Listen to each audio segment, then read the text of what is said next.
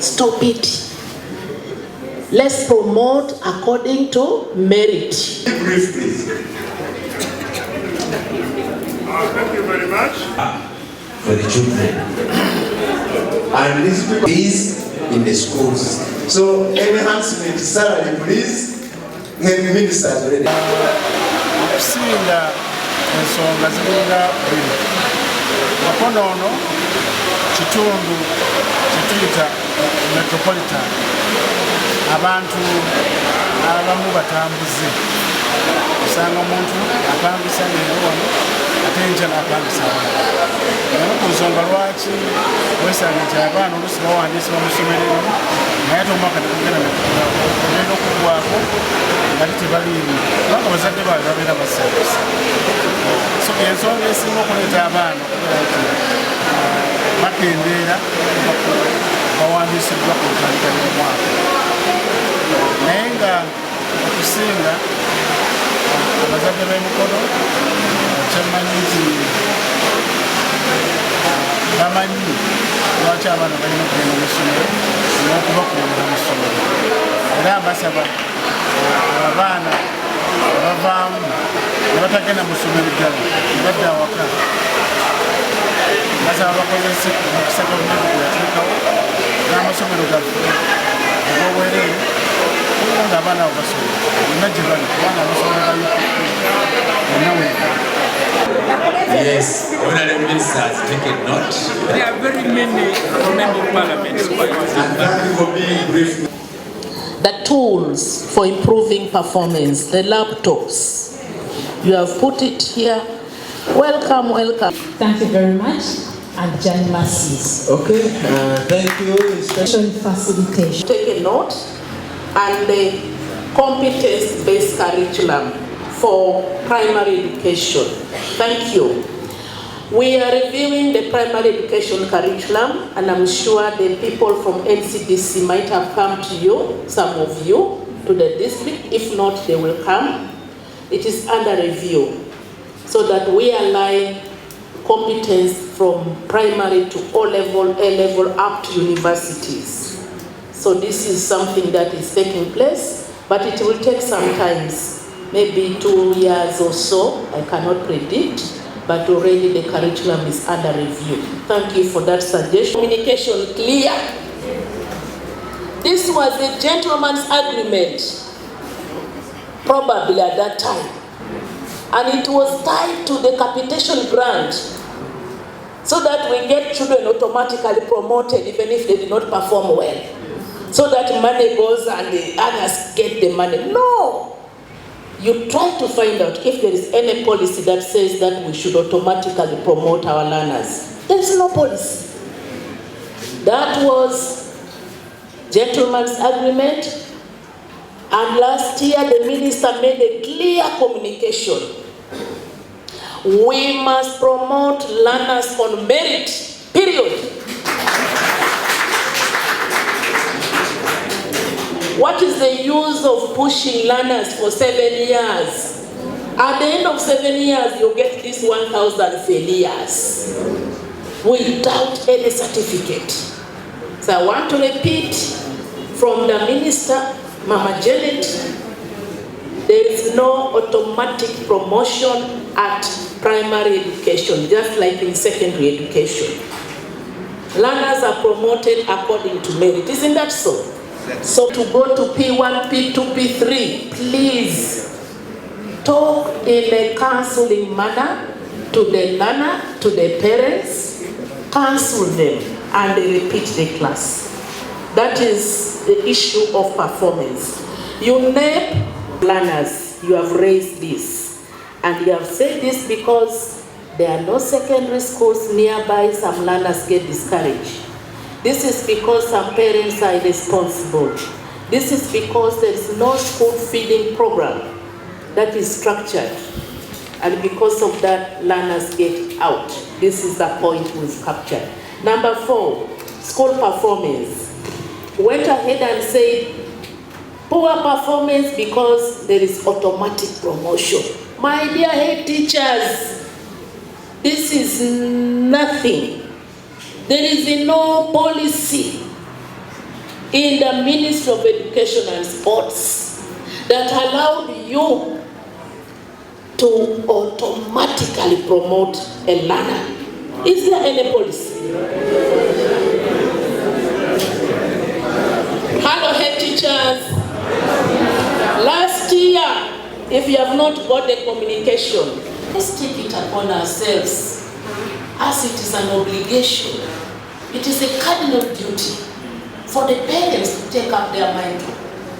We're not doing a favor, but it is their duty. Mama Janet always tells us education is a shared responsibility. So my dear head teachers, don't shy away from engaging the parents. Speak to them and tell them they can take up their duty. For now, Mr. Your schools, immediately stop automatic promotion of learners, not on merit. Those going to be 7, they must be promoted on merit. We do not want to hear at the end of the year high failure rates because they were pushed. Are they wheelbarrows? Let's get serious and make education a reality.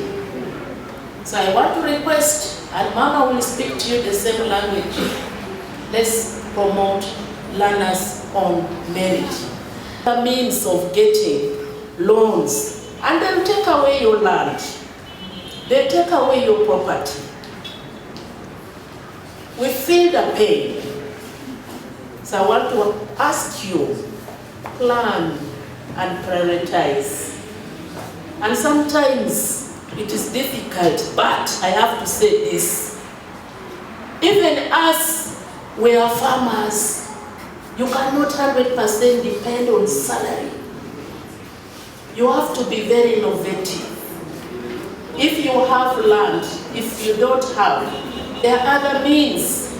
I was talking to one teacher, is an examiner. But your teachers, help your teachers to get out of some of this habit of alcohol, habit of drug abuse, habit of getting money from especially money laundering people, just getting, not these financial institutions which might be a better option.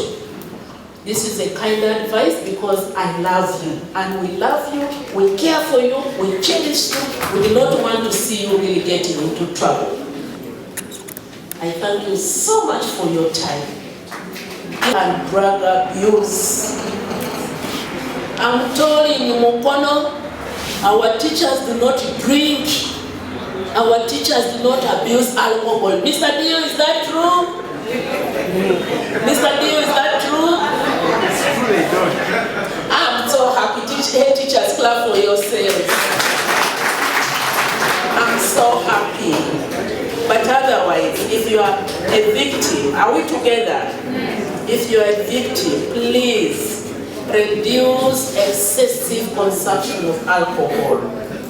It's not good for you as head teachers. If you're among the people abusing drugs, please, let's reduce and be exemplary. Let's be role model and be the teachers of the 21st century. The learners are looking up to. And the last one was at a goal, but it is something to start with.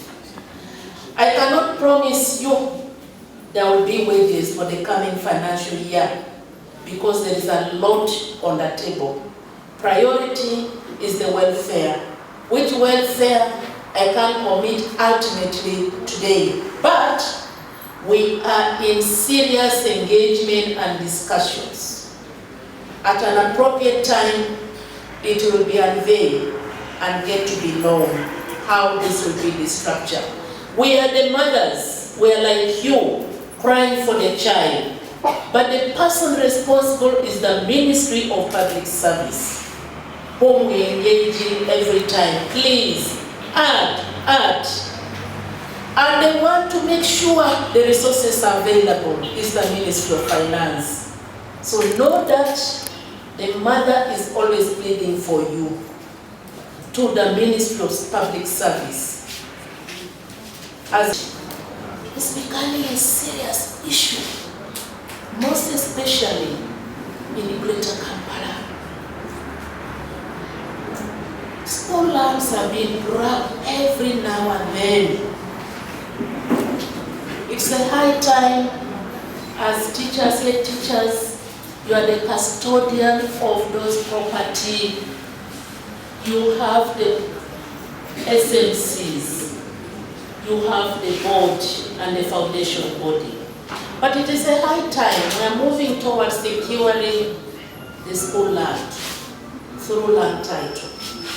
That's why when we are now constructing new gift schools, when we are constructing UC, the first and most important requirement is land title. We will move gradually up to the primary schools to acquire and secure the land titles for the school land. So this is a top issue in our priority, how to secure the school lands, especially here in Emukono and within the Greater Kampala. And this is one of the feedback I will give to Mama Janet about it. The next point that has the way forward is parity. It was given 5 acres of land with a documentation. By the time I came to Emukono, Honorable Minister, the land had been sold to a one MP. Imagine. Who is the implementer? Who is the regulator? He bought the land. With the buildings that the government and the local governments had constructed. I intervened. I stayed alone in this. I wrote letters, even to the Minister of Education. The Physical Planning Authority came, ordered for the demolition, but someone was intimidating everyone. And as I speak, Honorable Minister, we are in courts of law. RDC, town clerk, and everyone. And the house is now in the football pitch of the tycoon who took that land by force. In the Emukono municipality, there are like 7 schools. Nandu is suffering the same from the Rotary. Reza is suffering the same. We thank the government through the Honorable Minister for Education and Sports when they came out and paid land for Mugwanga Mayor Primary School. But it should be done in all schools because we own the Ministry of Land, Southern and Urban Development. We need that as a policy. The government prioritize to buy land for all government and public schools. Let's have titles and then plan well for these titles. I think we can get a loan from out because these are the loans that we are supposed to pay. So kindly, Honorable Minister, there are issues to think about. There are issues the government should put at the forefront. Then, lastly, parents. Kajat Dr. Sapina Mutumba, the Assistant Commissioner ku byenjigilizza ebisokerwako. Mbuuziddwa ku policy oba etteeka ery'okuyisa abaana kaabe nga tayise oba ayise. Etteeka lino siriwandiike wabula lyayogerwa bwogerwa naye buli muntu n'alitwalanga nti liwandiike. Naye etteeka eryo lyali litegeeza nti omusomesa alina okutwala obuvunaanyizibwa okulaba nga tewali mwana azze mu kibiina. Y'ensonga lwaki we tukola enteekateeka y'okusomesa abaana buli lunaku ffe ng'abasomesa tumaliriza twepimamu ki omwana kyayize ne kyatayize. Bw'aba alina kyatayize kitegeeza ng'omusomesa buvunaanyizibwa bwo okukakasa nti buli mwana ategedde ekyo ky'omusomeseddwa. Y'ensonga lwaki ndowooza abamu baali buzaabuza okuba etteeka naye ng'ensonga ya buli musomesa kulaba nga mwana gw'ayina mu kibiina ategedde ebyo ebimusomeseddwa era ayite. Nze olwange kuba ndi musomesa nkitwala nti omwana ono okugwa kirimu ensonga nnyingi. Oba oliawo omuzadde yaba tatutte buvunaanyizibwa bwe, oba oliawo omusomesa ono yaba tayambye mwana ono kuyita, oba oliawo omukulu w'essomero yaba tafuddeeyo kulondoola abaana bano bemusomesebwa. Kubanze nina njawukanamukko, nina entegeera egamba nti ku nsi teri mwana musiru. Omwana agwa lwa nteekateeka eba emuteereddwako. Y'ensonga lwaki nti tulaba abaana abagudde abangi, abamu ku bo babaako obulemu naye ng'abasomesa tebatutte buvunaanyizibwa kutegeera mwana oyo kikyali. Omwana oyo n'ayita buyisi mu sisitimu nga tayambiddwa kutereeza kizibu kye mu kkubo ekyanditereezeddwa mu ntandikwa y'okusoma kwe. Ebyo bye bimala ffe ng'abaminisitule ne baminisita baffe tubadde tulina ekibuuzo ekitubobbya omutwe nti lwaki abaana bano basoma ne batayita bulungi. Y'ensonga lwaki ffe tetuyinza bifumiitiriza nga tutudde eri mu minisitule. Twasazeewo tuyite abakulu b'amasomero ne bakama baabwe ku disitulikiti bajje batuwe endowooza yaabwe kisobole okutumanyisa biki ebiviirako abaana bano okugwa oba okusoma obutatambula bulungi. Era enkomerero ya byonna tuyina ebivuddeyo bye tututte, naye oba oliawo ate eriyo ebitavuddeyo nga bijja twetaagisa ate okwogera n'abazadde. Naye bivudde mu basukulu b'amasomero tubiwulidde, ate tujja kukola enteekateeka endala eyogerako n'abasomesa bennyini nabo tutegeere endowooza yaabwe tusobole okukinogera eddagala okulaba nti abaana bano omuwendo gw'omunene abagwa tetufuna abaana baddamu kugwa.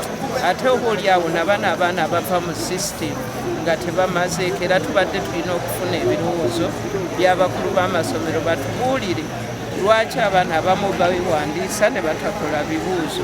Bwe tumala okutegeera ekyo tugende naffe twegayegayeemu tukinogera eddagala. Kijja kyogerako nnyo kuba tulina guidelines ezateekebwawo oba etteeka eryateekebwawo okugoberera mu masomero aga bonna basome. Buli muntu mu sisitimu eno oba mu nkola eno eya bonna basome alina obuvunaanyizibwa bwe, naye ng'abaana bano wekikwatagana ku misaala gy'abasomesa ekyo si kyabwe, bwe kiba kikwatagana ku kuzimba ekyo si kyabwe. Ate n'ebyo ebikkiriziganyiziddwako si byabasomesa wabula balina okubaganya n'ebirowoozo n'abazadde babayise mu tteeka kyerigamba oba oliawo nabo bawa ebirowoozo byabwe kuba abaana baabwe. Gavumenti okuyamba tekitegeeza muzadde kwejjako buvunaanyizibwabwe. N'olw'ensonga eyo ebisale ebyo sijja byogerako nnyo.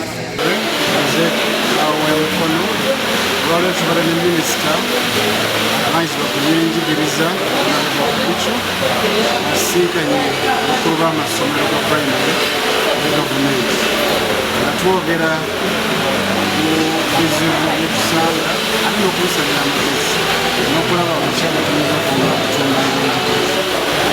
Era mu nsonga emu okuddeyo eyokubeera nti abakozi abasomesa tulina batono okusinziira ku muwendo gw'abayizi era bayi teachers emu ku nsonga gye basinze okusimbako essimu.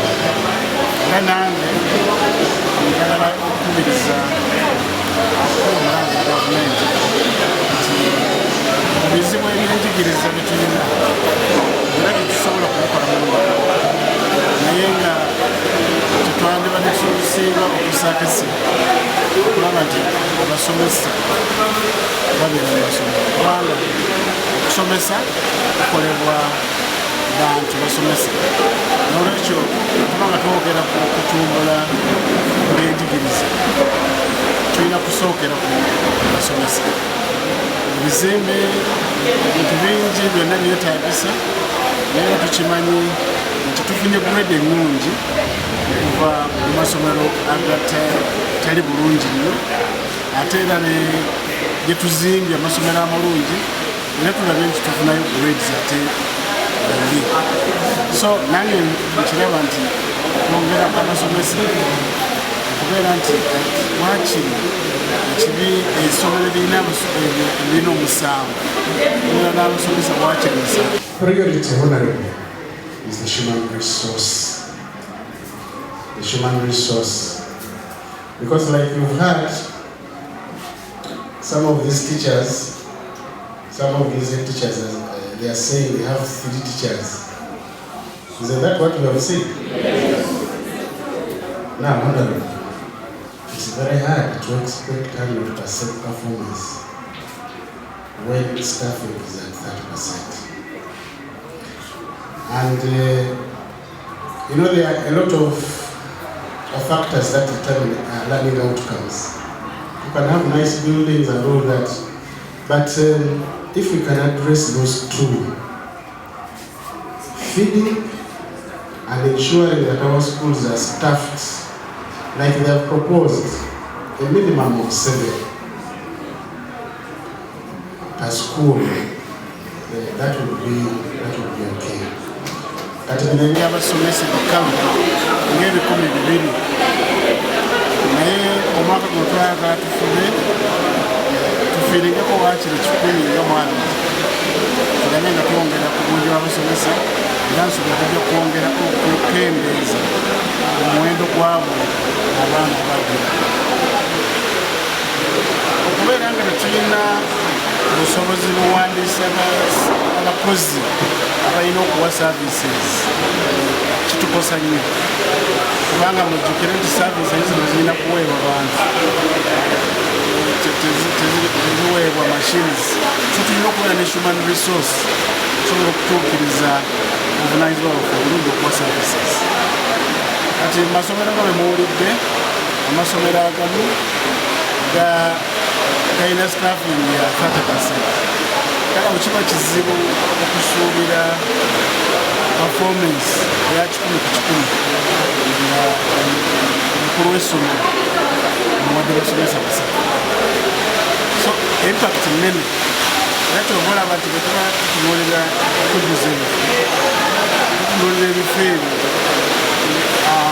human resource weesinga okwetaagisiza okusobola okugyayo services naye era njagala okwebaza abakozi ebitongole ebyo agala mu kyenjigiriza ekyobyobulamu kubanga nga tulina gapusi zino mu bungi bw'abakozi naye emirimu giba digitali mulaba performance yaffe education sirimu ebitulina abaana baagwa twagala bakwongera okukendeeza naye general etulonera performance ya district omu kwazo district zisinze mu ggwanga olwingira okwebaza abasomesa ti mu butono bwabwe obutono bwaffe tusobola okukozesa services zino abantu nga bwekiteekeddwa okuba kyekimu nekubasawo era n'abasawo nayo staffing ekyali wansi nateeka services zo muziraba nti ziweebwa abantu abasawo 100 tulinako nga 35 kiba kitegeeza nti buli musawo omu akola omulimu gw'abasawo abalala 2 so kati ekyo kifaananyi kyenyinza okuba naye era nga bwe mbagambye tugezaako okulaba nga gaapu tukola nga gikendeeza ereeteddwa nti abaana oluusi obuvunanyizibwa bw'abazadde okuwa abaana ekyokulya n'obutuukiriza bulungi so ebirowoozo bingi ebivudde mu teachers naye nga nze nga nange ekirowoozo kye nalibadde gavumenti yandivuddeyo neewa enkola eyawamu eri standard ku ngeri gye tuyinza okukwatamu ekintu kyemmere kya lanchi ku ssomero kubanga buli ssomero lirina enkola yaalyo ate oluusi tutataaganya engeri abayizi basomamu so kiba kyetaagisa nti tufunayo engeri eri standard okuba nti basomesa abazadde balina contribution eri standard gye bakola.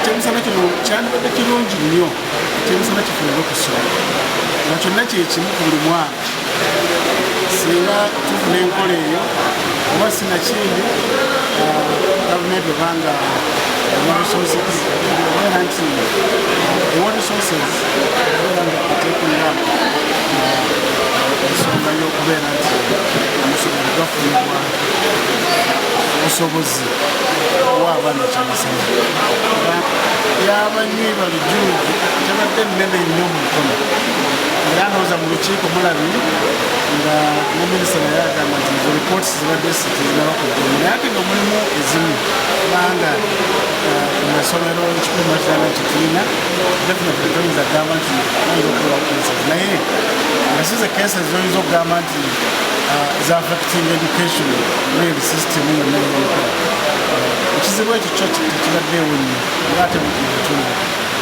eyo nategeezebwako naye era mu kunoonyerezebwako ekirungi nti tulina ebitongole ebirina obukugu mu kunoonyereza ebintu ebyo twabikwasa poliisi era ekola omulimu gwayo okulaba nga enoonyereza okulaba obuzibu ki obwavu naye nga kyamazima nti abasomesa abawerako bakosa kintu ekyo naye going forward nyagalira okukubiriza abasomesa nti weweewola kiba kirungi weewole nga esente zeweewola zirina ekintu kyezigenda okukola atugambe ekya capital ebisente bisinga tukalubirirwa nnyo bwe twewolera sente zitugenda okuzisa operation sente zokulya sente zokugulamu ebintu ebyetagisa kubanga esente ezo zigenda kuggwawo ate omusaala gusigale nga bagutemako so singa obeera weewoze okuteekawo ekintu ekirungi okuleeta sente kiba kiyamba nti oba weewoze n'oteekamu ekintu ekigenda okuleeta nebaba bakusasula ekitundu tokiwulira kubanga mukiri ekintu kyebateekamu sente kiba kireeta amagoba naye buli lwe twewola sente eza operations kuba tukubakosa so mbasaba abasomesa tulina organizations nyingi ezetegese okutuwola era zitunoonya yonna gye tuli naye tubeere nga tulinamu bridge gyetwewolamu kubanga amabanja gano oluusi tugenda tugewola nga tukoze enteekateeka nungi yakutusasula ate nebwesanga nga obulamu tosobola kubutambuza ku ssente entono z'osigaza omusango